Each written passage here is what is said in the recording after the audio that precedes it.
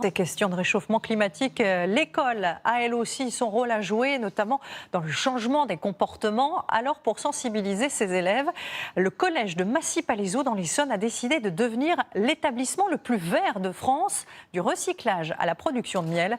Reportage d'Elphine Sidmon et Sébastien Maloiseau. Ah, c'est compliqué. À l'heure de la cantine, Thomas découvre les subtilités du jardinage. Tu veux que je t'aide? Attends, c'est bon. On est en train de planter un framboisier. Non, un fraisier. Pour trancher avec le gris du béton, les élèves du collège ont créé leur espace vert. Un jardin en permaculture, sans produits chimiques.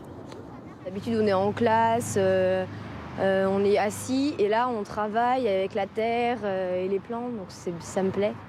2 professeurs de SVT ont créé ce club développement durable il y a 4 ans. Des outils de jardinage de récup, quelques plantes achetées au départ, et voilà le résultat. Aujourd'hui, le club réunit 90 élèves volontaires. Les filles, elles ont peut-être une bêche là-bas. Tu peux leur demander une bêche peut-être, si tu vas avancer plus vite. Esprit d'équipe, autonomie sont indispensables pour faire vivre le jardin.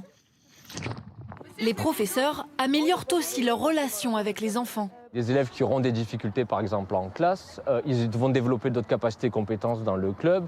Et c'est là où ça va devenir intéressant, en fait, parce qu'ils vont pouvoir un peu plus s'exprimer. Et le but, c'est que ça leur développe une confiance. Les élèves prennent aussi soin de 3 ruches. 30 000 abeilles qui ont offert 33 kilos de miel cette année. Dans les étages du collège, l'atelier recyclage. Le pain de la cantine deviendra un casse-croûte pour des chevaux. Et les tubes de colle sont triés. Si on les jette, on va les jeter seulement et ça va pourrir dans les décharges.